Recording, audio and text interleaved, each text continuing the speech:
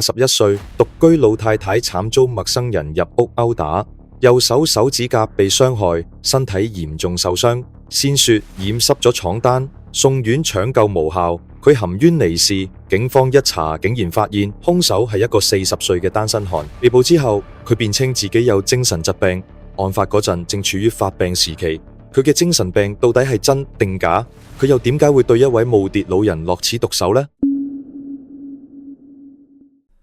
？2019年8月7號晚上11點左右，河北靈壽縣某條村一間普通民房入邊突然傳出痛苦嘅呻吟聲。現年81歲嘅左老太滿身傷痕，血肉模糊，絕望咁瞓喺床上，動彈不得。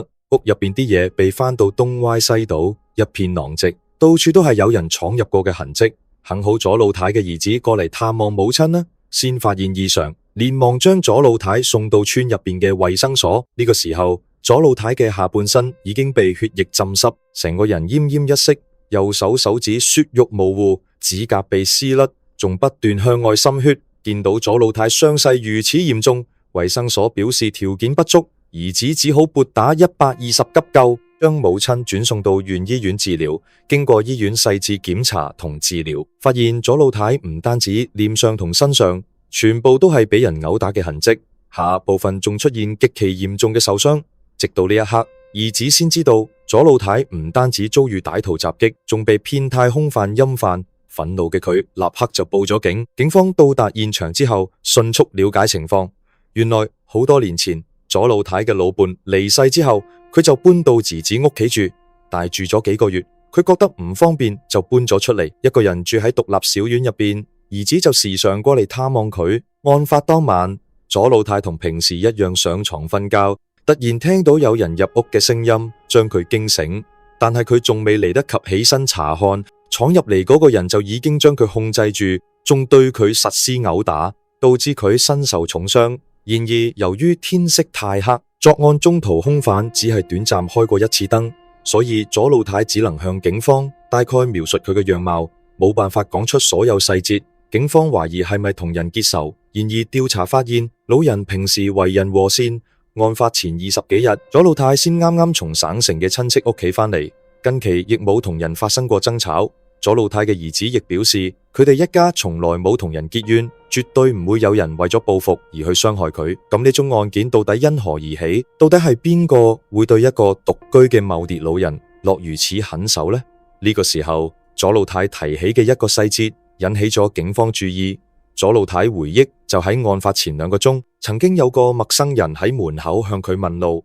呢個人着住淺色短袖、灰色褲。聽完呢條線索，警方立刻順藤摸瓜揾咗過去，但發現對方真係只係一個問路嘅路人，而且仲有不在場證明，排除咗作案嫌疑。而現場調查亦陷入僵局，由於農村環境簡陋，地面好難提取出足跡呢啲重要線索。案發現場除咗左老太嘅血液之外，幾乎冇任何蛛絲馬跡。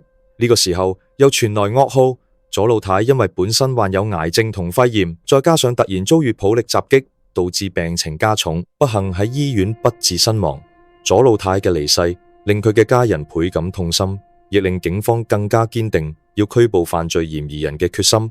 佢哋再次搜查現場，終於喺角落入邊發現咗一部嚟自陌生人嘅手機。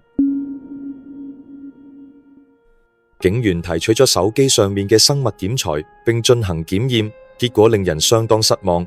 上面只有左老太嘅痕跡，冇嫌疑人嘅 DNA。警方根據手機參數調取咗機主資料，發現機主啱啱補辦咗一張電話卡。警方由此確認機主名叫大炮，係化名，係一個50幾歲嘅中年男人，平時靠打散工為生，住喺離左老太大約3公里左右嘅村入面。調查大炮嘅社會關係之後，發現佢同左老太素不相識。咁佢部手機點解會出現喺左老太屋企呢？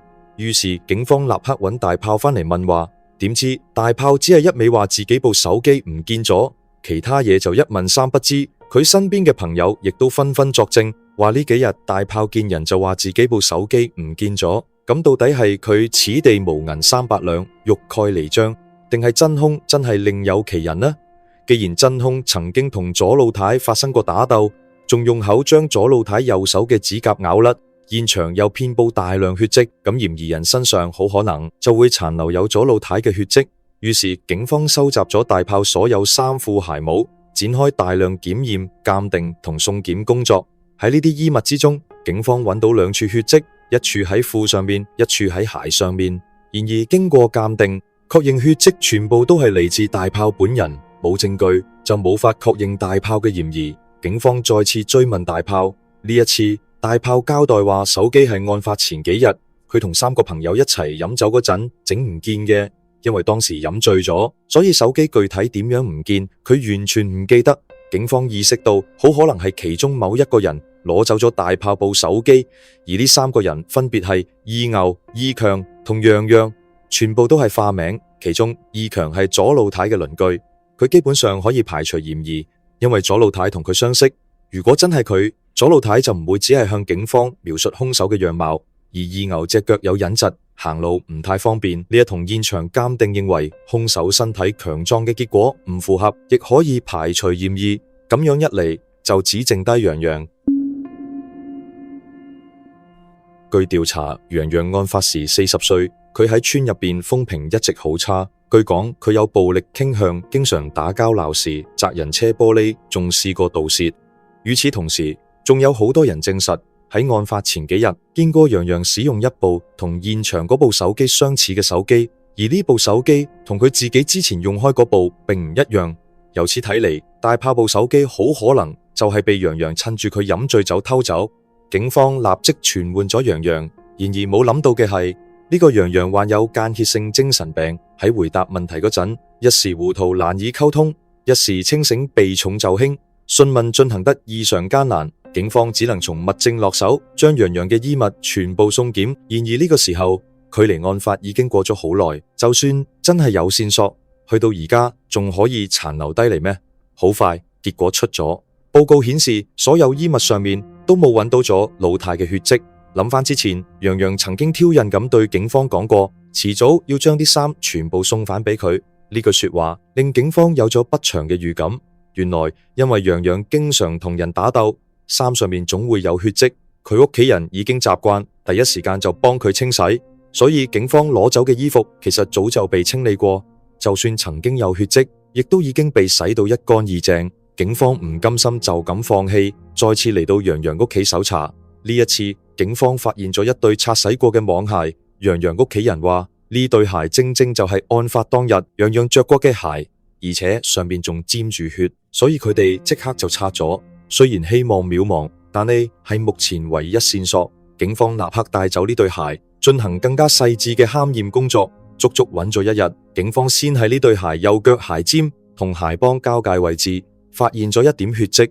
呢個發現即刻令所有人精神一振。為咗穩妥起見，當地警方直接將檢材送去公安部下屬嘅鑑定機構，而最終結果顯示嗰滴血正正係左老太嘅。至此物證確鑿，洋洋嘅嫌疑人身份被鎖定。然而佢點解會去到咗老太屋企，並犯下如此暴行呢？儘管面對鐵證，洋洋已經無從辯駁，只能承認自己嘅罪行。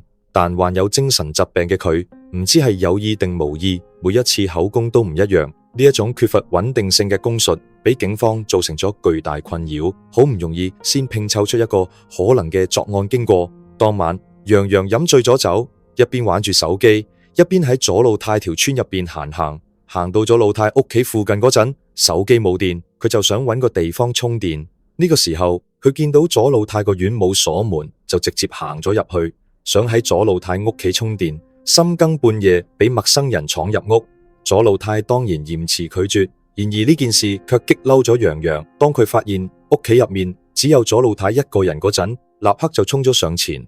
左老太被佢嘅舉動嚇咗一跳，開始拼命掙扎。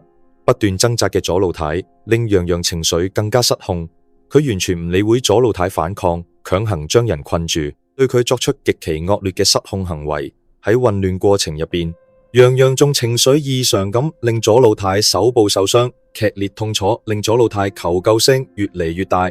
害怕暴露嘅洋洋提起褲就向門外跑，連手機都顧唔上攞，而正正就係呢部遺留低嘅手機。成為咗後期破案嘅關鍵證據。喺審訊過程入邊，楊洋不斷強調自己患有精神疾病，並且聲稱自己犯罪嗰陣正處於發病狀態，想借此逃脫法律懲罰。2019年10月17日，警方將楊洋帶到河北醫科大學第一醫院進行精神狀態鑑定，鑑定結果顯示楊洋案發時冇精神疾病，完全具備承擔刑事責任嘅能力。面對呢一個結果，楊洋再都無法狡辯，最終佢為自己嘅罪行承擔咗相應法律責任，被判處死刑。盡管兇手殺人償命，但無辜嘅左老太卻喺生前遭受咗巨大折磨，佢嘅家屬更加要生活喺悲痛陰霾之中。